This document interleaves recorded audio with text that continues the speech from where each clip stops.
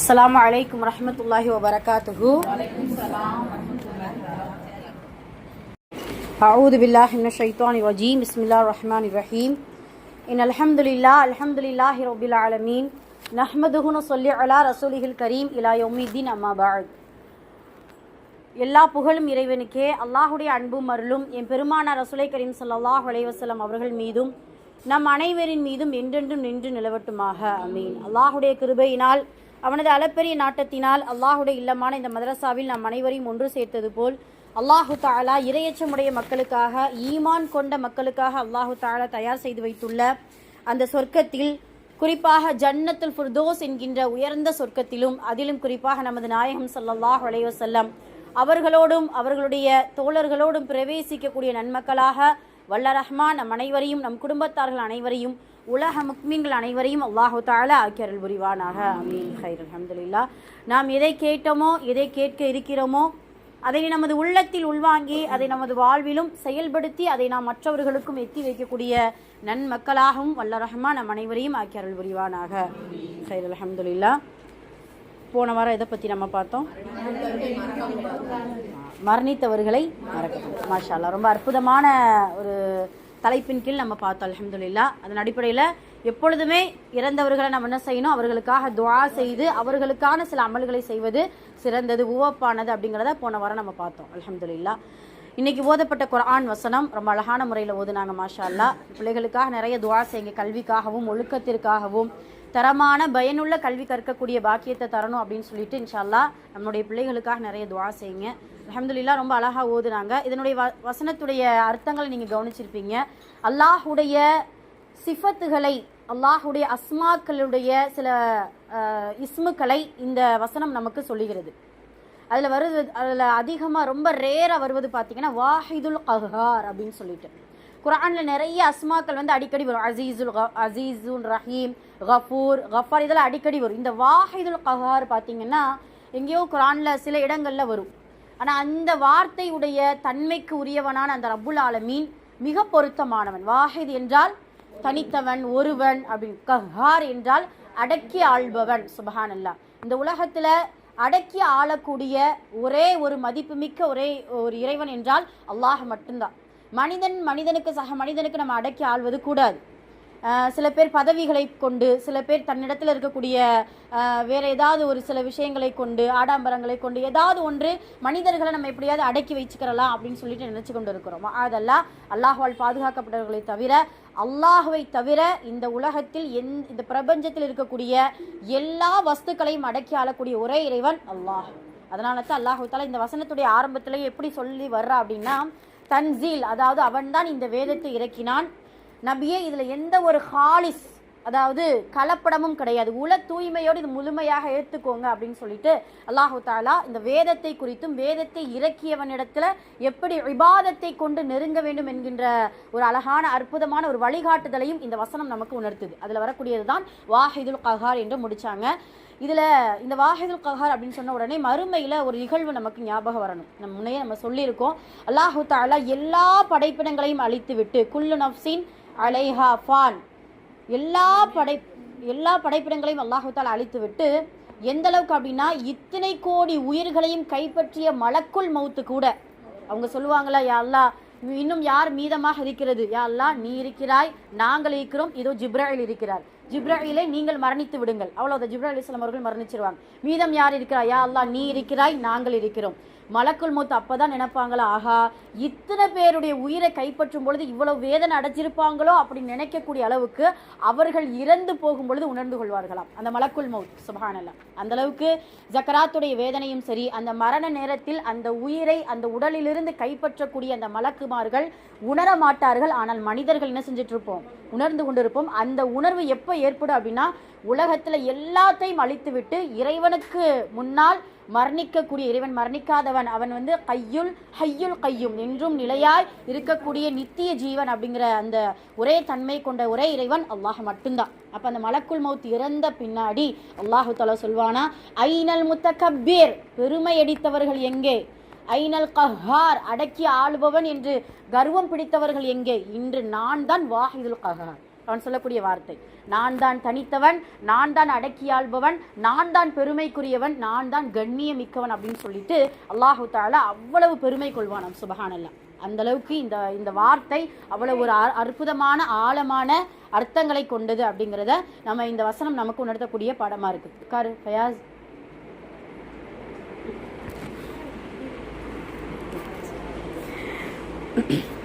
சரி, அல்ஹம்துலில்லாஹ். இன்னைக்கு ஓதப்பட்ட தஹ்ஃபீல் மாஷா அல்லாஹ் ரொம்ப அழகாக ஓதுனாங்க. அது ஒன்றும் பிரச்சனை இல்லை. அதாவது போக போக இன்ஷா அல்லாஹ் பயம் விட்டு போயிடுச்சுன்னா மறதி ஏற்படாது. எல்லாருக்குமே பயம் உண்டு. இருந்தாலும் நல்ல ஒரு மன உறுதி வேணும் நம்ம இன்ஷா அல்லாஹ். சரிங்களா? நம்ம ஸ்டேஜ் ஃபியர் இருக்கவே கூடாது. நம்ம பிள்ளைங்களுக்கு எல்லாருக்குமே அது மறுபடியும் சொல்கிறது தான். ஸ்டேஜ் ஃபியர் இருந்துச்சுனாலே உங்களுடைய முயற்சியும் கொஞ்சம் பலகீனப்பட்டு போயிடும். நீங்கள் எந்த அளவுக்கு நல்ல ப்ராக்டிஸ் பண்ணியிருக்கீங்க அப்படிங்கிற அந்த விஷயமும் பலகீனப்பட்டு போயிடும். அதனால் இன்ஷா அல்லாஹ் இன்னும் நல்ல பயம் இல்லாமல் இன்ஷா அல்லாஹ் சொல்லுங்கள். அல்லாஹ் உதவி செய்வான். அல்ஹம்துலில்லாஹ்.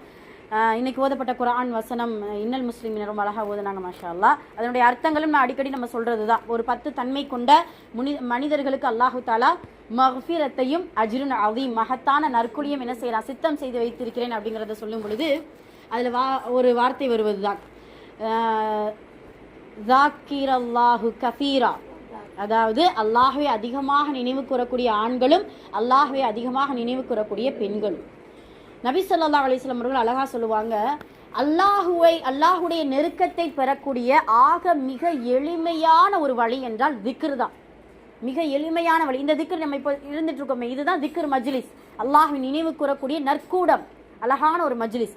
இதுதான் இறைவனை நெருக்கமாக ஆக்கக்கூடிய ஒரு அற்புத எளிய வழி இந்த திக்ர் மட்டும்தான். அதனால தான் நபி ஸல்லல்லாஹு அலைஹி வஸல்லம் அவர்களிடத்துல ஒரு சஹாபி கேட்பாங்க, அல்லாஹ்வுடைய தூதரே, இஸ்லாம் நமக்கு இருக்கக்கூடிய அதே கேள்விதான். இஸ்லாமிய மார்க்கத்தில் நிறைய நடைமுறைகள், ஷரியத் சட்டதிட்டங்கள் நிறைய இருக்குது. அல்லாஹ்வுடைய தூதரே, எங்களால் பின்பற்ற முடியல. கொஞ்சம் எளிமையாக நான் எடுத்து நடக்கக்கூடிய அளவுக்கு ஏதாவது ஒரு அமல் சொல்லுங்க அப்படின்னு சொல்கிறாங்க. அதுக்காக இதையே மட்டும் நம்ம பிடிச்சிக்க கூடாது. அப்போ கேட்ட ரசூல் ஸல்லல்லாஹு அலைஹி வஸல்லம் அவர்களுடைய அந்த மனிதர்களுக்கு தோதுவா ரசூலுல்லாஹ் சொல்லுவாங்க. அப்போ சொல்லும் பொழுது தான் நபி ஸல்லல்லாஹு அலைஹி வஸல்லம் அவங்க சொல்லுவாங்க, அல்லாஹ்வை அதிகமாக நினைவு கூறக்கூடிய நாவாக உனது நாவுகளை நனைத்து கொண்டே இருங்கள், அதில் உறுதியாக இருங்கள், அதுவே சொர்க்கத்திற்கும் ஈடற்ற தரக்கூடிய அற்புதமான வழி அப்படிங்கிறத நபி ஸல்லல்லாஹு அலைஹி வஸல்லம் அவர்கள் சொல்லுவாங்க. அந்த அளவுக்கு திக்ர் என்கின்ற அந்த மஜ்லிஸில் அல்லாஹ்வுடைய நெருக்கம் நமக்கு கிடைக்கும். ரெண்டாவது என்னன்னா உள தூய்மை. இந்த உள்ளத்தை எத்தனை முறை ஈமான இது பண்ணி நம்ம ஏதாவது நசீஹத்து நல்லுபதேசம் கேட்டாலும் சில நேரம் என்ன ஆகுது, இந்த உள தூய்மையில் இருக்கக்கூடிய என்னன்னு தெரியுமா, இந்த உள்ளத்தை கெடுக்கிறதுக்குனே ஒரு சில 3 விஷயங்கள் இருக்குமா. இது என்னன்னா, அல்லாஹு தஆலா மனிதனை படைக்கிறதுக்கு முன்னாடி ஆதம் அலைஹிஸ்ஸலாம் அவர்கள் ஸ்டார்டிங் ஸ்டேஜில் இருக்கும்போது இது 3மே நடந்துருச்சு. அதனால இந்த உள்ளத்தை கெடுப்பதற்கு இந்த 3ம் அடிக்கடி நம்மளை இது வஸ்வசா பண்ணிக்கிட்டே இருக்கும். அதுதான் கிபர், ஹசது, பெருமை, பொறாமை, பேராசை. இந்த 3மே திக்ரை கொண்டு இதை நீக்கி விடலாம் அப்படிங்கிறத நமக்கு அறிஞர்கள் தெளிவுபடுத்துறாங்க. திக்ரை கொண்டு கிபர் என்கின்ற பெருமை, ஷைத்தான் கிபர் கொண்டானா, இப்லீஸ் கிபர் பெருமை கொண்டானா, அதனால என்ன ஆகிட்டான், அவன் ரஜீமாக விரட்டி அடிக்கப்பட்டவனாக ஆகிவிட்டான். மஆதல்லா அல்லாஹ்வுடைய தூதரிடத்துல. அப்போ அல்லாஹ்வுடைய தூதரே, பெருமை என்பது எதை கொண்டுள்ளது அப்படின்னு சொன்னா ரசூலுல்லாஹ் அதிகமாக அழகா சொன்னாங்க, சத்தியத்தை, அதாவது சத்தியமான சில, அதாவது ஹக்கான விஷயத்தை மக்களிடத்தில் சொல்லும் பொழுது அதை மறைத்து சொல்வது தான் கிபர், பெருமையா. சத்தியமான விஷயத்த, ஹக்கான உண்மையான விஷயத்த மக்களிடத்தில் வெளிப்படுத்தினா நம்மளை ஏதாவது இது பண்ணிடுவாங்களோ, ஏதாவது நம்மளை தவறாக நினச்சிக்கிடுவாங்களோ, அவங்களுக்கு தோதும் நம்ம சொல்லலைன்ட்டு ஏதாவது தவறாக நினச்சிக்கிடுவாங்களோ அப்படின்னு சொல்வது பெருமையா, கிபரா. அது மட்டும் ரசூலுல்லாஹ் இன்னும் அழகான விஷயம் சொன்னாங்க, ஒரு மனிதனை தாழ்வாக நினைப்பது கூட கிபர், பெருமை. இப்போ அல்லாஹ்வுடைய தூதர் நாங்கள் அணியக்கூடிய செருப்பும் ஆடையும் அது கிபர் கிடையாது, அது ஜமால். அல்லாஹ் அழகானவன், அழகை விரும்புகிறான் அப்படிங்கிறத நபி ஸல்லல்லாஹு அலைஹி வஸல்லம் அவர்கள் அந்த மக்கள், அந்த சஹாபிகளுக்கு சொல்லிக் கொடுப்பாங்க. அந்த அளவுக்கு இந்த கிபிரும் ஹசாதும் பொறாமையும் பேராசையும் இருக்கிற வரைக்கும் இந்த உள்ளத்தை நம்ம தூய்மைப்படுத்தவே முடியாது. இந்த 3ம் இல்லாமல் இருக்க வேண்டும் என்றால் இப்படியான திக்ர் என்கின்ற மஜ்லிஸில் இன்ஷா அல்லாஹ் கலந்து கொள்ளக்கூடிய பாக்கியத்தை இன்ஷா அல்லாஹ் பெறணும். இமாம் ஜௌஷி ரஹ்மத்துல்லாஹி அலைஹி என்கின்ற ஒரு இமாம் இருந்தார். அவரிடத்துல ஒரு சீடர், ஒரு மாணவர் இருந்தார். அந்த மாணவருடைய பக்கத்து வீட்டுக்காரர் என்னது கொல்லர், பற்ற வேலை செய்கிறவர்னு அந்த மாதிரியான சும்மா சாதாரண ஒரு கூலி வேலை செய்யக்கூடிய ஒரு கூலியாளி. காலங்களாகுது, அவங்க இறந்து போயிடுறாங்க. அதனால என்ன ஆகுது அப்படின்னா அவங்க வந்து அந்த சீடருடைய கனவுல இந்த கொள்ளை பட்டறக்காரர் என்ன செய்யறாரு, வர்றாரு. வந்த உடனே எப்படி கனவு காண்றாங்கன்னா, இமாம் ஜௌஷி ரஹமத்துல்லாஹி அவர்களுக்கு ஈடாக இவர் நல்ல ஒரு தரஜாவில் இருக்கிற மாதிரி அல்லாஹு தாலா கனவை கொடுக்குறான். அப்போ நபி ஸல்லல்லாஹு இமாம் ஜௌஷி ரஹமத்துல்லாஹி அவர்களிடத்துல அந்த சீடர் தன்னுடைய கனவை தெளிவுபடுத்தும் போது, உஸ்தாத் அவர்களே, இப்படி சாதாரண ஒரு கூலி வேலை செய்யக்கூடிய அந்த மனிதன் இறந்து போயிட்டான், நான் பார்த்தது வரைக்கும் அவர் எந்த ஒரு அமலுமே செய்யலை, இவருக்கு அல்லாஹு தாலா எப்படி இவ்வளவு தரஜாவை கொடுக்க முடியும் அப்படின்னு சொன்னால், இமாம் ஜௌஷி ரஹமத்துல்லாஹி அவர்கள் சொல்கிறாங்க, நீ சொன்னது போல் நானும் அவரிடத்துல எந்த ஒரு அமலும் பார்க்கல, ஆனால் அவருடைய உள்ளத்தில் என்ன இருந்துச்சு தெரியுமா, கவலை இருந்துச்சான். என்னன்னா, இமாம் ஜௌஷி கிட்ட வருவாராம், எவ்வளோ பெரிய கல்விமானாக இருக்கிறீங்க, எவ்வளோ விவாத செய்கிறீங்க, என்னால் செய்ய முடியலையே, என்னுடைய உள்ளம் வந்து கொஞ்சம் கடுகடுத்து போனது மாதிரி, அதாவது ரொம்ப கடினமாக இருக்குது, என்னால் அமல் செய்ய முடியலையே, என்னால் திக்ரு செய்ய முடியலையே, இப்படியான நல்ல விஷயத்தை கேட்க முடியலைங்கிற கவலை தான் அவர்களை தரஜாவை உயர்த்துச்சான். சுப்ஹானல்லாஹ். இப்போ இன்ஷா அல்லாஹ் நம்ம வந்து செயல்படுத்துகிறோமோ, நம்ம அமல் செய்கிறோமோ, அது ஒரு பக்கம். ஆனால் அதை கொண்ட கவலை இருக்கணும். தொழுக முடியலையா, யா அல்லாஹ் எனக்கு ஏன் இந்த தொழுகக்கூடிய எண்ணத்தை நீ கொடுக்க மாட்டுக்க, ஏன் இப்படியான நல்லுபதேசத்தை கேட்கும்போது அதை செயல்படுத்தக்கூடிய உள்ளத்தை நீ கொடுக்க மாட்டுக்க, உன்னுடைய திலாவத்தில் ஏன் லத்தத்தை கொடுக்க மாட்டுக்க அப்படின்னு சொல்லிட்டு அல்லாஹ்விடத்துல அதிகமாக கவலை இருந்தாலே போதும், அல்லாஹு தாலா அதற்கான ஏற்பாடுகளை செய்து அந்த உள்ளத்தை பரிசுத்தப்படுத்தி திக்ரி என்கின்ற மஜ்லிஸில் நம்மளை அமர செஞ்சிருப்பா. அல்ஹம்துலில்லாஹ். இப்படி நீ ஒவ்வொரு வாரமுமே ஜஸாக்கல்லாஹ் கைர்.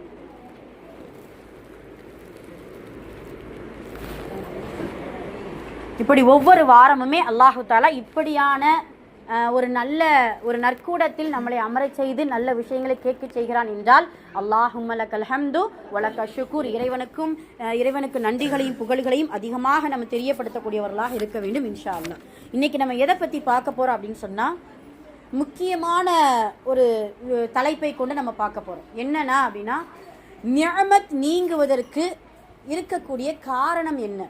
நிஅமத் நமக்கு நிறைய இருக்குது, ஒன்று புரிஞ்சுக்கிறணும். இது நல்ல ஒரு சிந்திக்கக்கூடிய ஒரு சில விஷயங்களை நம்ம இன்னைக்கு இன்ஷா அல்லாஹ் பேச போகிறோம். முதல்ல தலைப்பை கவனிங்க.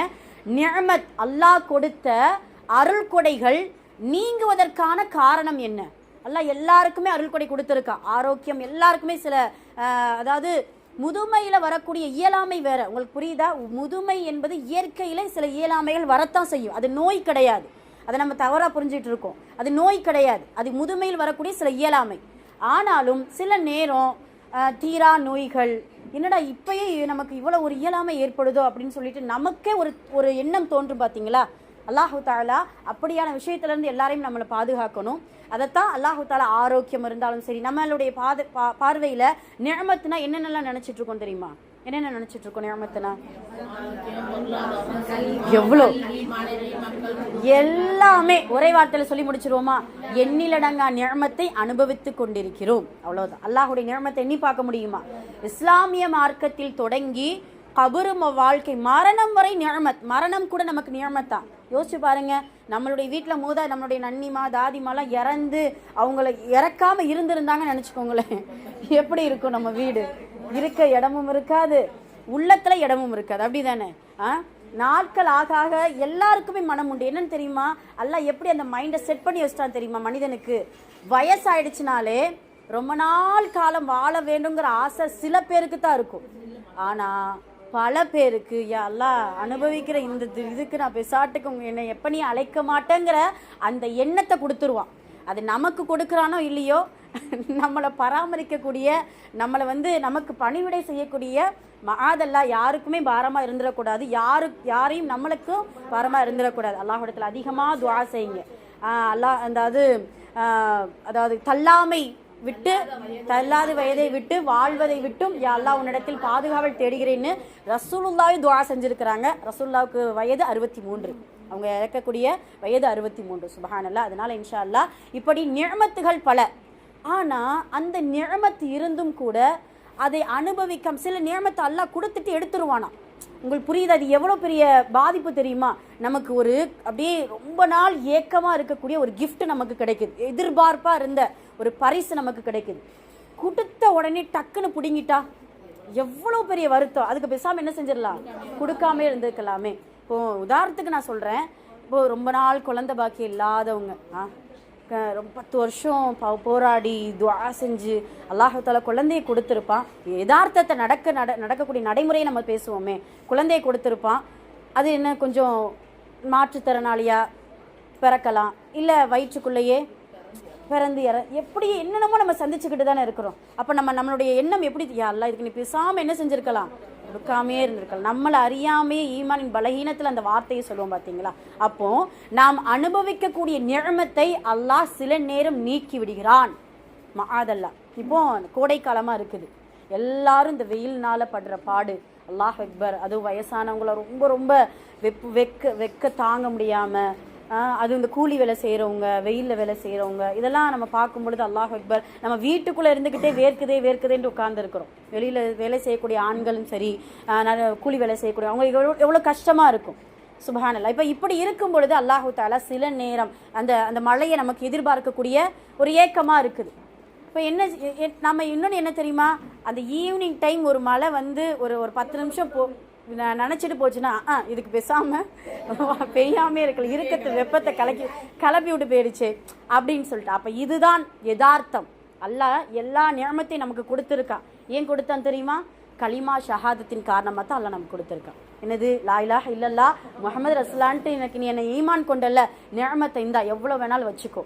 ஆனால் சில நேரம் நீ செய்யக்கூடிய தவறின் காரணமாக உடனே நான் என்ன செஞ்சிருவேன், அதை பறித்து விடுவேன் அப்படின்னு சொல்லிட்டு ஒரு கிட்டத்தட்ட ஒரு 5 காரணங்களை நம்ம இன்னைக்கு இன்ஷா அல்லாஹ் பார்க்க போறோம். இந்த 5 காரணங்களிலிருந்து அல்லாஹ் நம்ம எல்லாரையும் பாதுகாக்கணும். அல்லாஹ்வுடைய ரஹமத்தை பெற்ற மக்களாக இருந்து நிஅமத்தை நிரப்பமாக அனுபவிக்கக்கூடிய மக்களாக அல்லாஹ் நம்ம எல்லாரையும் ஆக்க வேண்டும் என்று நம்ம இறைவனிடத்துல துஆ செஞ்சு இன்ஷா அல்லாஹ் இன்னைக்கு நம்ம கேட்க போறோம். ஃபர்ஸ்ட் என்ன அப்படின்னு சொன்னா, நிஅமத் எதனால அழியுது, எதனால் அல்லாஹ் நம்மளிடத்திலிருந்து நீக்குகிறான் என்பதற்கு முதல் காரணமே அல்லாஹ் கொடுத்த அந்த நிஅமத்தை நாம் என்ன செய்கிறோம்னா பெருமை பிடித்து என்னால் தான் இது உருவானது என்று சொன்னதின் காரணமாக அல்லாஹ் எடுத்துடுறான். உன்னால் உருவாகினதா, அல்லாஹ்வுக்கு பிடிக்காத வார்த்தைகள் இருக்கு நம்ம சொல்கிறோம் இல்லையா, நான் அந்த பெருமை, அந்த வார்த்தை சுத்தமாக அல்லாஹ்வுக்கு பிடிக்கவே பிடிக்காது. என்கின்ற வார்த்தை பிடிக்காது. அதை சொன்ன ஃபிரௌன் அழிந்து போனான். அதை சொல்லி செயல்படுத்திய காரூன் காணாமல் போய்விட்டான். மஆதல்லா. அல்லாஹ் பாதுகாக்கணும். அப்போ என்ன நிஅமத்தை அல்லாஹ் கொடுத்திருந்தாலும் அந்த நிஅமத் என்னால் வந்தது என்று எதையுமே நம்ம என்ன செய்யக்கூடாது, சொல்லக்கூடாது. அதனால தான் வீடு கட்டிய முதல் வார்த்தையே ஹாதாமின் ஃபதுலி ரப்பின்ட்டு எழுத்துல தான் எழுதி போட்டிருக்கோமே தவிர உள்ளத்துல அல்லாஹ் பாதுகாக்கணும். அந்த அதாவது இது இருந்ததுனால தான் நான் இப்படியெல்லாம் செஞ்சேன், இப்படி நான் இருந்ததுனால இந்த காரியம் நல்ல முறையில் நிறைவேறி விட்டது. மஆதல்லா. அல்லாஹு தாலா குர்ஆன்ல அழகா நம்மளுடைய யதார்த்தத்தை சொல்லி காட்டுவான். மனிதனுடைய யதார்த்தம், நீ ஒன்று நலவுன்ட்டு நீ நினைக்கிற, அது உனக்கு தீங்கா வந்து போயிடும். நீ தீங்குன்ட்டு நீ நினைக்கிற, அதுதான் உனக்கு நலவா இருக்கும் அப்படின்னு சொல்லிட்டு அல்லாஹு தாலா தன் நாடியதை இந்த உலகத்தில் செய்கிறேன் அப்படிங்கிறத அல்லாஹ் சொல்லி காட்டுவான். அப்போ அந்த பெருமை, அந்த என்கின்ற அந்த வார்த்தை நம்மளுடைய நியமத்தை அழித்து விடும். அதுக்கு எக்ஸாம்பிள் குர்ஆன்ல காரூன் தான். அவனை தவிர புதுசாக நம்மளை எந்த எக்ஸாம் சொல்லவே முடியாது. காரூனுக்கு அல்லாஹ் கொடுக்காத கஜானாவா, யா அல்லாஹ் அக்பர். மாளிகை என்ன, கட்டிடங்கள் என்ன, எவ்வளோ பெரிய ஒரு கஜானாவுக்கு சொந்தக்காரன்.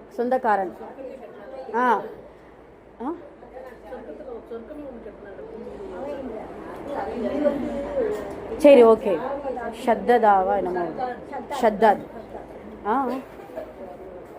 சாவி. ஆமா, ஒரு பெரும் கூட்டமே என்ன செய்யும், சுமந்துட்டு போகும் அப்படின்னு சொல்லிச்சு. டீ குடிங்க, அவரை பத்தி பேசுவோம். சரி, கவனிங்க. இப்ப அந்த காரூன் அல்லாஹு தஆலா குர்ஆன்ல நமக்கு ஒரு உதாரணமாக சொல்லி காட்டுகிறான். யாராவது அல்லாஹ் கொடுத்த நிஅமத்தை, அதுவும் அல்லாஹ் அந்த காரூன் என்ன சொன்னான்னு தெரியுமா, அந்த வார்த்தை பாருங்க. ஒமாபிக்கும் அல்லாஹ் அந்த காரூன் சொல்லக்கூடிய வார்த்தை, என் அறிவால் இதை நான் சம்பாத்தியம் செய்தேன், என் அறிவை கொண்டு நான் என்ன செஞ்சேன், இந்த நிஅமத்தை நான் உற்பத்தி செஞ்சேன், நான் பெருக்கினேன் அப்படின்னு சொல்லிட்டு கவனிங்க, பேசக்கூடாது.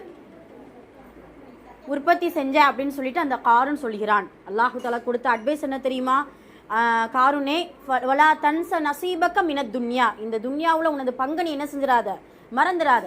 அஹ்சின் கமா அஹ்சன் அல்லாஹு இலைக், நான் எப்படி உனக்கு நான் உபகாரம் செஞ்சனோ, அஹ்சின் சிறந்ததை கொடுத்தேனோ அதே போல மக்களுக்கு என்ன செய்ய, சிறந்ததை கொடு, உபகாரம் செய்ய அப்படின்னு சொல்லிட்டு அந்த காரூனுக்கு எவ்வளவு அட்வைஸ் செஞ்சாலும், வலா ஃபசாத ஃபில் அர்ல், துன்யாவில் நீ வந்து ஃபசாது குழப்பத்தை நீ என்ன செய்யாத, உண்டு பண்ணாத, அது அல்லாஹு தாலா குழப்பம் செய்பவர்களை நேசிக்க மாட்டார் அப்படின்னு சொல்லி எத்தனை அட்வைஸ் கொடுத்தாலும் அவன் சொல்லக்கூடிய ஒரே வார்த்தை, என்னுடைய அறிவை கொண்டு என்னுடைய உழைப்பை கொண்டு இந்த நியமத்தை நான் உருவாக்கி விட்டேன் அப்படின்னு சொன்னதின் காரணமாக. அதையும் பார்த்தீங்கன்னா நம்மளை போல சில மக்கள், நம்ம அடிக்கடி நம்ம வரலாறு கேள்விப்பட்டிருக்கோம், சில மக்கள் என்ன சொன்னாங்க, அந்த காருடைய வசதியையும் அந்த ஆடாம்பர அந்த மாளிகைகளையும் பார்த்து இது இப்போ காரூனுக்கு எவ்வளவு கொடுத்துருக்கா அல்லாஹ், சரி நமக்கு இது மாதிரி கொடுக்கலையா அப்படின்னு ஏங்கக்கூடிய ஒரு கூட்டம். இன்னொரு கூட்டம் என்ன அப்படின்னு சொன்னால், அந்த காரூனை கண்டிஷன் பண்ணுது, என்னன்னா இப்படிலாம் செய்யாத, பூமியில் இப்படி பெருமைப்படுத்தி நடக்காத, கொஞ்சம் உதவி செய், ஏழைகளுக்கு உதவி செய்ய அப்படின்னு சொல்லி கொண்டிருக்கக்கூடிய கூட்டம் ஒரு கூட்டம். அப்போ இப்படி பேசிக்கொண்டே இருக்கும் பொழுதுதான் அல்லாஹு தாலா அவனையும் அவனோடு சேர்ந்த அத்துணை கஜானாக்களையும் பூமிக்குள் அப்படியே புரட்டி போட்டு விட்டான், உள்வாங்கிட்ட அல்லாஹு தாலா. இப்போ நம்ம பார்க்குறோம் இல்லையா, பெரிய பெரிய பேரிடர்கள் எல்லாம் பார்த்தீங்கன்னா கோடீஸ்வரன் கூட ஒரு குடிசை கூட இல்லாத நிலைமையை நம்ம பார்த்துட்டு இருக்கிறோம். ஒரு ரொட்டிக்கு ஒரு பிச்சைக்காரராக இயங்கக்கூடிய நிலைமைகளை அல்லாஹு தாலா ஏற்பாடு செஞ்சு இருக்கிறோம் இல்லையா. அது போலத்தான் அல்லாஹு தாலா நமக்கு கொடுத்த அந்த நியமத்தை நல்ல முறையில் இறைவன் கொடுத்தான் என்கின்ற அந்த ஒரு வார்த்தையை கொண்டுதான் அனுபவிக்க வேண்டுமே தவிர, நான் இதை உற்பத்தி செய்தேன், என்னால் தான் இது முடிந்தது, எனக்குரியது. சில நேரம் அதை என்னென்ன செய்வோம், இது எனக்குரியது அப்படின்னு சொல்லிட்டு என்ன செஞ்சுட்டு இருப்போம், சண்டை போட்டுட்டு இருப்போம். அசையும் சொத்தா இருந்தாலும் சரி, அசையா சொத்தா இருந்தாலும் சரி, ஒரு சாதாரண அற்பமான ஒரு இத்து போகக்கூடிய ஆடைக்கு கூட இந்த மனிதன் சொந்தக்காரன் கிடையாது, அப்படிதானே? ஏதாவது ஒரு ஆடை எனக்கு வந்து இது ரொம்ப நாளாக இந்த ஆடை எனக்கு பிடிச்சது, நான் கபருக்கு போகும்போது இதை கொண்டு போய்க்கிறேன் அப்படின்ட்டு யாராவது செய்ய முடியுமா? செய்ய முடியாது. அப்படி செஞ்சுட்டு நம்ம போனாலும் அடக்கம் செய்கிறவங்க என்ன செஞ்சிருவாங்க, அதை எடுத்து போட்டுருவாங்க, அவ்வளவுதான். அப்போ இத்து போன ஆடை கூட எனக்குரியது என்று இருக்கும் பொழுது, இந்த உலகத்தில் அல்லாஹ் கொடுத்த நியமத்திற்கு அவன்தான் பொறுப்பாளி, அவன்தான் எல்லாத்தையும் கொடுத்தான் என்கின்ற அந்த வார்த்தையை கொண்டு இன்ஷா அல்லாஹ் அனுபவிக்க வேண்டுமே தவிர, நமக்கு நியமத் நீங்குவதற்கு இதுதான் முதல் காரணம். நியமத் என்றால் நியமத் என்னால் உருவானது என்று கூறக்கூடாது அப்படிங்கிறத முதல்ல எடுத்துக்கிறோம். அதே போல ரெண்டாவது என்ன அப்படின்னு சொன்னா, அந்த நியமத்தை, அல்லாஹ் கொடுத்த நியமத்தை மறுப்பது, இது எனக்கு வேண்டாம். நம்ம வேண்டாம்னு சொல்ல மாட்டோம், நியமத்தை யாராவது வேணான்னு சொல்லுவோமா? இப்போ உதாரணமா, இப்போ ஜுவல் விலையெல்லாம் கூடி போயிடுச்சு, எனக்கு டக்குன்னு தோணுது, அதாவது என்னன்னா, அது சைல்டாக தான் இருக்கும் பாருங்கள், அதாவது எத்தனாவது வருஷத்தில் நீங்கள் பிறந்தீங்களோ அத்தனாவது வருஷத்தில் எவ்வளோ தங்கம் விற்றுச்சோ அது மாதிரி வாங்கிக்கோங்க அப்படின்னு சொல்லி நமக்கு ஒரு அலௌன்ஸ் பண்ணாங்கன்னா நமக்கு எப்படி இருக்கும்? 1980 பிறந்தவங்க அப்போ எப்போ தங்க ரேட் எவ்வளோ விற்றுச்சு? 2000 ரூபா, அப்புறம் இந்த மாதிரி அதை விட கம்மி 50 ரூபா இப்படி இருந்துச்சு. அந்த 2K கிட்ஸ்லாம் ரொம்ப கஷ்டப்படுவாங்கன்னு, அப்படி தானே? 2020 மதிப்பு கூடிரும் நகை அந்த மாதிரி. இப்போ அந்த மாதிரி ஒரு இது நமக்கு ஒரு ஆஃபர் கொடுத்துட்டாங்கன்னா நம்ம எப்படி இருப்போம்? அது ரொம்ப குஷியாக அங்கே போய் என்ன செஞ்சிருவோம், வாங்குவோம் இல்லையா? சில நேரம் அல்லாஹு தாலா நமக்கு கொடுத்த நியமத்தை நாம் அதை பொருந்திக்கிறாம மாற்றி கேட்போமா. இந்த உதாரணம் சொன்னால் உங்களுக்கு புரியும். மூசா நபியுடைய காலத்தில் நம்ம இப்போ பேச்சுவாக்கில் சொல்லுவோம் இல்லையா, கொடுக்குற இறைவன் கூரையை பிச்சுக்கிட்டு கொடுத்தா நல்லா இருக்குது, அது மாதிரி தான் கூரையை பிச்சுக்கிட்டு தான் மண்ணு செல்வா கொடுத்தா அல்லாஹ். உங்களுக்கு புரியுதா? வானத்தை உடைச்சு சொர்க்க உணவே அல்லாஹ் கொடுத்தா. இன்னமும் நிறைய தப்சீர்களில் மண்ணு செல்வானா நம்ம ரொட்டி இறைச்சின்னு படிச்சிருக்கோம், இருக்கலாம் தான் சொல்கிறாங்களே தவிர அந்த ரெசிபியை இன்னும் சொல்லலை எந்த அறிஞர்களும், யாருக்குமே தெரியலை அது என்ன ரெசிபி, அது என்ன கலந்துருக்கு, அல்லாஹ் எப்படியான உணவுகளை கொடுத்துருக்கா, அந்த ரெசிபி இன்னும் வரைக்கும் வரலை. ஹோட்டலில் கூட சில நேரம் மண்ணு செல்வா ஹோட்டல்னு எழுதி போட்டிருக்காங்க, ஆனால் அது மண்ணு செல்வா உணவு ஆகுமா? ஆகாது, சுபஹானல்லாஹ். அதனால ஆனால் அந்த மூசாவுடைய அந்த பனிசல் கூட்டம் என்ன செஞ்சாங்க தெரியுமா? அதாவது அவங்க சொல்லக்கூடிய வார்த்தை, யா மூசா லன் நஸ்பிர அலா துஆமின் வாஹித்.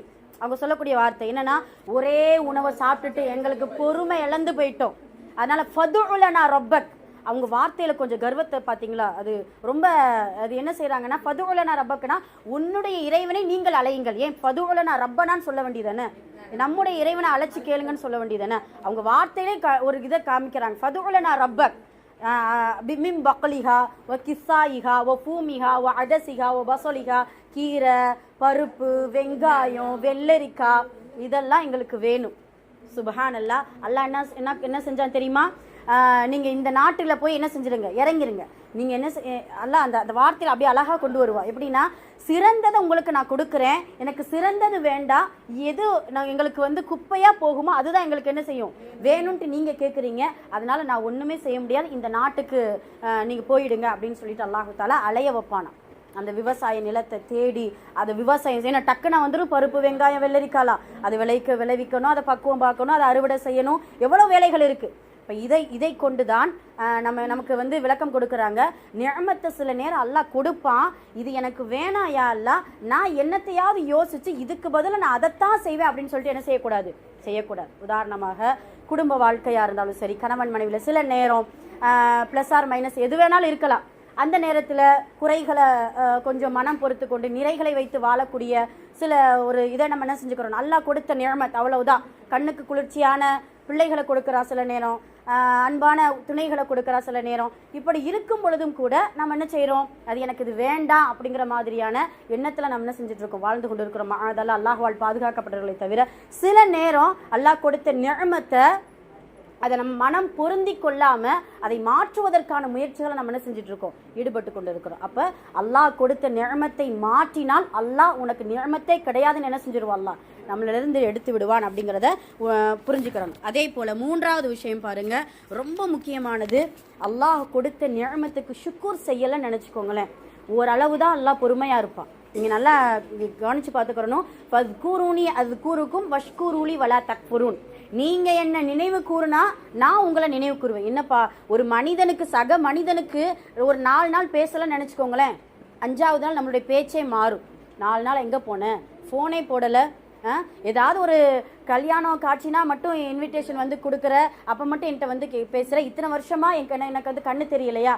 ஒரு சக மனிதன் இவ்வளவு நாள் கேப் விட்டு பேசினாலே நமக்கு வந்து இப்படி கோவம் வருது அப்படின்னா, ரப்புல் ஆலமீன் கொடுத்த நிஅமத்தெல்லாம் நம்ம அனுபவிச்சுட்டு அவனுக்கு ஷுக்கூர் செய்யாமல் அவனுடைய திக்கரை நினைவு கூறாமல் இருந்தோமையானால் அல்லாஹ் என்ன செஞ்சிருவான், அந்த நிஅமத்தை பொறுத்திருந்து பாப்பா என்ன செஞ்சிருவான், எடுத்து விடுவான். அதுவும் இதுவும் ஒரு காரணம் அப்படிங்கிறத நம்ம புரிஞ்சுக்கிறோம். எப்படி நிஅமத்திற்கு நாம் நன்றி செலுத்துவது, நான் அடிக்கடி நம்ம பேசியிருக்கிறோம். அல்லாஹ்வுக்கு அதிகமாக நன்றி செலுத்துவது என்னது, உடலால், நம்மளுடைய நாவால், நம்மளுடைய உள்ளத்தால் நாம் செய்யக்கூடிய பாவத்தை, அதாவது ஒரு நியமத்தை, ஒரு ஆரோக்கியத்தை கொடுத்துருக்கா, ஒரு கண்ணை கொடுத்துருக்கா, ஒரு காதை கொடுத்துருக்கா அப்படின்னு சொன்னால் அதை பாவத்திலிருந்து விலகி கொள்வது கூட சுக்குர் தான். பாவத்திலிருந்து விலக்கி, யா அல்லாஹ் உனக்காக நீ கொடுத்த பார்வையை நல்ல ஒரு செயலுக்காக நான் பயன்படுத்துகிறேன் என்று சொல்வது கூட சுக்குர். அதே போல 2 ரக்காத் அல்லாஹ்வுக்காக ஷுக்ரியா நஃபில் தொழுவது, அல்லாஹும்ம லக்கல் ஹம்து வ லக்க ஷுக்ர் என்று புகழ்வது. ரசூல் ஸல்லல்லாஹு அலைஹி வஸல்லம் அவர்கள் ஒவ்வொரு மீட்டர் தண்ணீருக்கும், அதில் இரவில் படுக்கும் பொழுதெல்லாம், யா அல்லாஹ் நீ ஆடை கொடுத்ததுக்கு நன்றி, நீ உணவு கொடுத்ததுக்கு நன்றி, நீ இருக்கக்கூடிய இருப்பிடம் கொடுத்ததுக்கு நன்றி, நீ ஆரோக்கியத்தை கொடுத்ததுக்கு நன்றி, நீ சுகபோகமான வாழ்க்கை கொடுத்ததுக்கு நன்றி என்று சொல்லக்கூடிய அந்த நபி ஸல்லல்லாஹு அலைஹி வஸல்லம் அவர்களுக்கு சுகபோகமான வாழ்க்கையாக கிடைச்சிச்சு. ஆனால் அவ்வளவு நன்றிகள் செலுத்துவாங்க நபி ஸல்லல்லாஹு அலைஹி வஸல்லம். அல்லாஹும்ம லக்கல் ஹம்து வ லக்க ஷுக்கூர் அப்படின்னு சொல்லிட்டு அல்லாஹ்வுக்கு அதிகமாக நன்றி செலுத்தணும். அதே போல் அல்ஹம்துலில்லாஹி அலா குல்லி ஹால், நன்றியின்மையோடு நாம் நடந்து கொண்டால் அல்லாஹ் நிஅமத்தை நீக்கக்கூடிய காரணமாக அதை ஆக்கி விடுவான். இன்ஷா அல்லாஹ் அல்லாஹ்வுக்கு அதிகமாக நன்றி செலுத்தக்கூடியவர்களாக இருக்க வேண்டும். இது 3வது விஷயம். 4வது என்ன அப்படின்னு சொன்னால், நிஅமத்தை கொண்டு பெருமை அடித்தால் கூட அல்லாஹ் என்ன செஞ்சிருவான், நிஅமத்தை எடுத்துருவான். அப்போ அல்லாஹ் கொடுக்கக்கூடிய ஒரு பதவி, ஒரு அதிகாரம், ஒரு கல்வி, இதை கொண்டு பெருமை அடித்து மற்றவர்களை தாழ்வாக எண்ணிக்கொண்டால் கூட அல்லாஹ் அதிலிருந்து நிஅமத்தை எடுத்து விடுவதற்கு இதுவும் ஒரு காரணமாக இருக்கும். நபி ஸல்லல்லாஹு அலைஹி வஸல்லம் அவர்களுக்கு மக்கா வெற்றி எவ்வளோ நிஅமத், எவ்வளோ பெரிய ஒரு வெற்றி. ரசூலுல்லாஹ் அதுக்குள்ளே போகும்பொழுது சில கித்தாபுகள் இதை எழுதி வைக்கிறாங்க. நபியுடைய தாடி அவங்க பயணிக்கக்கூடிய அந்த ஒட்டகத்தில் போய் பட்டுச்சான். அப்படி பணிவோடு, இந்த பெருமை எனக்கு வேண்டாம், மக்கா வெற்றி தான், மக்கா வெற்றி சாதாரண, அந்த நாட்டுக்கு அதிபராக போறாங்க ரசூலுல்லாஹ். எந்த நாட்டிலிருந்து விரட்டி அடிக்கப்பட்டாங்களோ அந்த நாட்டிற்கு அதிபர். அவர் சொல்றதுதான் சட்டம். யாரை கொலை செய்யணும்னு சொன்னாலும் கொலை செய்யணும், யார் இந்த நாட்டை விட்டு நீங்க போங்கன்னு சொன்னாலும் என்ன செஞ்சிடணும், போய்தான் ஆகணும். அதிபராக இருக்கக்கூடிய நபி ஸல்லல்லாஹு அலைஹி வஸல்லம் அவர்கள் மக்கா வெற்றியின் போது அவ்வளவு பணிவு காட்டினாங்க. எந்த ஒரு பெருமையும் கிடையாது, யாரையும் ஏளனம் படுத்தவும் கிடையாது. அவங்க அதிகாரத்தை கொண்டு யாரையும் அவங்க என்ன செய்யல, தாழ்வா நினைக்கல. சுபஹானல்லாஹ். அதனால் அல்லாஹ் கொடுக்கக்கூடிய நிஅமத்தை கொண்டு பெருமை அடித்தோமே ஆனால் அல்லாஹ் அந்த நிஅமத்திலிருந்து நம்மளை நீக்கி விடுவான். அதில் அல்லாஹ் பாதுகாக்கணும். இது 4வது விஷயம். 5வது என்ன அப்படின்னா, மனிதர்களுக்கு அநீதி செய்யும் பொழுது, அந்த நியமத்தை கொண்டு மனிதர்களுக்கு அநீதி செய்தாலும் கூட அல்லாஹ் என்ன செஞ்சிருவான், அந்த நியமத்தை நம்மளை விட்டு நீக்கி விடுவான். அதே போல 6வது ரொம்ப முக்கியமானது என்ன அப்படின்னு சொன்னா, அல்லாஹ் கொடுத்த நியமத்தை தவறான வழியில் பயன்படுத்துவது. பொருளாதாரத்தை கொடுத்திருக்கானா, மற்ற ஏதாவது ஒரு நியமத்தை கொடுத்திருக்கானா, அது தவறான வழியில பயன்படுத்தும் பொழுதும் கூட அல்லாஹ் தஆலா என்ன செஞ்சிருவான், அந்த நியமத்தை நம்மளை விட்டு நீக்கி விடுவான். அதனால இன்ஷா அல்லாஹ் இந்த 6 காரணிகளை, அந்த 6 காரணங்கள் தான் நம்மளுடைய நியமத்தை நீக்குவதற்கான காரணம். அல்லாஹ் பாதுகாக்கணும். இந்த 6 காரணங்களை விட்டும் நம்ம அனைவரையும் அல்லாஹ் தஆலா பாதுகாக்க வேண்டும். அல்லாஹ் கொடுத்த நியமத்தை இந்த உயிர் மூச்சு இருக்கிற வரைக்கும் அல்லாஹ்வுக்கு ஷுக்ர் செய்து அவனிடத்தில்தான் இந்த நியமத் வந்தது என்கின்ற ஒரு அடிபணியக்கூடிய அந்த உள்ளத்தை கொண்டு அந்த நியமத்தை அனுபவிக்கக்கூடிய மக்களாக வல்ல ரஹ்மான் நம் அனைவரையும் ஆக்கி அருள் புரிவானாக. கடைசியாக அற்புதமான ஒரு துஆவை செய்து சொல்கிறேன். எல்லாருக்குமே அந்த துஆ தெரியும். இன்ஷா அல்லாஹ் இதை கேட்கறதுக்கு முன்னாடி தயவு செய்து எல்லாருமே இங்கே வந்திருக்கக்கூடிய கிட்டத்தட்ட ஒரு 50 பேர் உட்காந்துருப்போமா, இந்த 50 பேரும் இன்ஷா அல்லாஹ் இந்த துஆவை அடுத்த வாரம் மனனம் செஞ்சிடணும். இன்ஷா அல்லாஹ் நியத்து வைப்போமா? அந்த துஆ சொல்லட்டுமா? அல்லாஹும்ம இன்னி அஊது பிக மின் ஸவாலி நிஅமதிக வ தஹவ்வுலி ஆஃபியதிக வ ஃபுஜாஅத்தி நிக்மதிக வ ஜமீஇ சஹதிக. அற்புதமான துஆ. 4 விஷயத்தை விட்டு அதிகமாக அல்லாஹ்விடத்துல தினம்தோறும் பாதுகாவல் தேடணும். யா அல்லாஹ், நீ கொடுத்த அருள்கொடை நீங்குவதிலிருந்தும், நிஅமத், நம்ம இதை பற்றி தான் நம்ம பேசிகிட்டு இருக்கோம், நீ கொடுத்த நிஅமத் நீங்குவதிலிருந்தும், நீ கொடுத்த ஆரோக்கியம் இல்லாமல் ஆவதிலிருந்தும், எதிர்பாராத உன்னுடைய தண்டனையிலிருந்தும், எல்லாவித கோபத்திலிருந்தும் ரப்பே உன்னிடத்தில் நான் பாதுகாவல் தேடுகிறேன் என்கின்ற அந்த அற்புதமான துஆவை கொண்டு அல்லாஹ்விடத்துல இருந்து நம்மளுடைய நிஅமத்தை நீங்கக்கூடிய அந்த காரணங்கள்ல இருந்து அல்லாஹ் நம் அனைவரையும் பாதுகாப்பானாக. இன்ஷா அல்லாஹ் அந்த துஆவை சொல்லுங்க. அல்லாஹும்ம இன்னி அஊது பிக மின் ஸவாலி நிஅமதிக வ தஹவ்வுலி ஆஃபியதிக வ ஃபுஜாஅத்தி நிக்மதிக வ ஜமீஇ சஹதிக. யா அல்லாஹ், நீ தந்த அருள்கொடை நீங்குவதிலிருந்தும், நீ தந்த ஆரோக்கியம் இல்லாமல் ஆவதிலிருந்தும், எதிர்பாராத உன்னுடைய தண்டனையிலிருந்தும், எல்லாவித கோபத்திலிருந்தும் உன்னிடம் நான் பாதுகாவல் தேடுகிறேன். சரிங்களா? அதனால இன்ஷா அல்லாஹ் இந்த நிஅமத்துக்கும் நிக்மத்துக்கும் நிறைய வித்தியாசம் உண்டு. நம்ம உச்சரிப்பு கரெக்ட் பண்ணிக்கிறோம். நிஅமத் என்றால் அருள்கொடை, நிக்மத் என்றால் எதிர்பாராத தண்டனை. அதெல்லாம் அல்லாஹ் பாதுகாக்கணும். நூன் காஃப் நிக்மதிக, இது நிஅமதிக. ஐன் இருக்கிற இடத்துல காஃப் வச்சு என்ன செஞ்சிடக்கூடாது, சொல்லிடக்கூடாது. அதனால கரெக்டான உச்சரிப்பு இன்ஷா அல்லாஹ் ஓதணும். இதில் பாருங்களேன், இந்த நிஅமத் உன்னுடைய அருள்கொடை நீங்குவதிலிருந்தும், நீ கொடுத்த ஆரோக்கியம் இல்லாமல் ஆவதிலிருந்தும். அருள்கொடைக்கு முதல்ல நமக்கு கொடுக்கக்கூடிய ரசூல்லா பாதுகாவல் தேடக்கூடியது இந்த ஆரோக்கியம்தான். பார்த்தீங்களா? நீ கொடுத்த ஆரோக்கியம் அல்லாஹ் எல்லாருக்குமே குழந்தை பருவத்திலிருந்து இளமை பருவம் வரைக்கும் நல்லா சுறுசுறுப்பாக அல்லாஹ் நமக்கு கொடுத்துருப்பா. சில நேரம் குழந்தைகளுக்கு கூட இப்போ எவ்வளவோ நோய்களை நம்ம பார்க்குறோம். இளமை பருவத்தில் இருக்கக்கூடிய அந்த இளைஞர்களுக்கு கூட நம்ம எவ்வளவோ பெரிய ஹார்ட் அட்டாக்லாம் பார்த்தீங்கன்னா இப்போ 20 வயசில் 30 வயசில் எல்லாம் பாதுகாக்கணும். அதிகமாக அந்த ஃபாஸ்ட் ஃபுட்டை சாப்பிட்டு ஃபாஸ்ட்டாக போங்குங்கிற மாதிரி எல்லாம் அந்த உணவு பழக்க வழக்கங்கள் எல்லாம் மாறி போயிடுச்சு. இன்னமும் நம்ம அடிக்கடி நம்ம சொல்கிறது தான், ஆரோக்கியம் என்பது அல்லாஹ் கொடுக்கக்கூடிய அற்புதமான நிஅமத். அந்த அருள்கொடையை நல்ல முறையில் பாதுகாத்துக்கிறணும். அதாவது உணவு பழக்க வழக்கங்களை கவனம் செலுத்தணும். அதாவது சீசனுக்கு விளையக்கூடிய அந்த பழங்களை எல்லாருமே சாப்பிட்டு பழகுறோம். எந்த அளவுக்கு அப்படின்னா சயின்ஸ் ரீதியாக இதை சொல்கிறாங்க. இப்போ கோடைக்கால சீசனில் அது தர்பூசணி, அது நமக்கு நொங்கு, தர்பூசணி, கொய்யாப்பழம், வெள்ளரிக்காய், இப்போலாம் சீசன், மாம்பழம், இதெல்லாம் பார்த்தீங்கன்னா நம்மளுடைய உடம்புல ஏற்படக்கூடிய சில கிருமிகளை எதிர்க்கக்கூடிய தன்மை பெற்றதா. நாம் இந்த சீசனில் அந்த பழங்களை சாப்பிடலை அப்படின்னா அந்த கிருமிகள் ஏதாவது நோய்க்கு என்ன செஞ்சு நம்மளை வழிவகுத்துரும். எல்லாம் பாதுகாக்கணும். அதனால அல்லாஹு தஆலா அழகா அவன் படைத்த ரப்புல் ஆலமீன் மனிதனுக்கு உடைய உடல்ல எதெல்லாம் கொடுக்கணும், எதெல்லாம் சாப்பிடணும், எந்த உணவை கொடுத்தா அவன் ஆரோக்கியமா இருப்பாங்கிறதுல அவன் கரெக்டா இருக்கா. நாம தான் சாப்பிட தெரியாம சாப்பிட்டு எது நமக்கு செட் ஆகும். அதுலேயும் நம்மெல்லாம் பார்த்தீங்கன்னா நப்ஸை அடக்க முடியாத ஒரு பலகீனமானவங்க. ஆமாம், சுகர் பேஷண்ட்டாக இருந்தாலும் சரி, லைட்டாக நாம் அந்த மாதிரி தான் நம்ம என்ன செஞ்சுட்டு இருக்கிறோம். அதனால ஆரோக்கியத்தை பேணக்கூடியவங்களா இருக்கும். இன்ஷா அல்லாஹ் அதிகமாக தண்ணீர் குடிங்க. இந்த கோடை காலத்தில் அதிகமாக தண்ணீர் குடிங்க. உங்களுக்கு உடம்புக்கு எது செட் ஆகுதோ அது நல்ல முறையில் பராமரிச்சுக்கோங்க. ரசூலுல்லாஹ் சொல்லக்கூடிய சில மருத்துவ உணவுகளை நம்ம இன்ஷா அல்லாஹ் நம்முடைய உணவு முறைகளை எடுத்துக்கிறோம். அடிக்கடி நம்ம அதை சொல்றது தான். தேனும் கரிஞ்சீரகமும் பேரித்த பழம், இந்த 3 விஷயத்தையும் அடிக்கடி நம்மளுடைய உணவுகளில் கலந்துக்கிட்டோமே ஆனால் தீரா நோய்கள்ல இருந்து நல்லா பாதுகாத்து நமக்கு கொடுத்த ஆரோக்கியத்தை நல்ல முறையில் நம்மளிடத்திலே கொடுக்கக்கூடிய பாக்கியத்தை எல்லாம் நம் அனைவருக்கும் தந்தல் புரிவானாக. ஆமீன். அவன் கொடுத்த நியமத்தை நீக்கக்கூடிய காரணங்களிலிருந்து நம்ம அனைவரையும் அல்லாஹ் பாதுகாத்து அவன் கொடுக்கக்கூடிய நியமத்தை முழுமையாக அனுபவிக்கக்கூடிய மக்களாக வல்ல ரஹ்மான் நம் அனைவரையும் ஆக்கியல் புரிவானாக. ஆமீன். அக்குலு கௌலி ஹாதா அஸ்தக்ஃபிருல்லாஹு லனா வ லக்கும் வ ஆகிரு தஅவானா அல்ஹம்துலில்லாஹி ரப்பில் ஆலமீன். அஸ்ஸலாமு அலைக்கும் வரஹ்மத்துல்லாஹி.